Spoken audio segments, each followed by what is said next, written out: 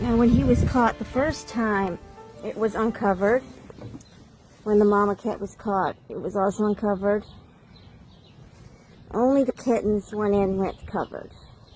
So that's why I'm probably not going to cover it when I'm trying to get him. Because he's very nearsighted. And I think the cover is going to distract him.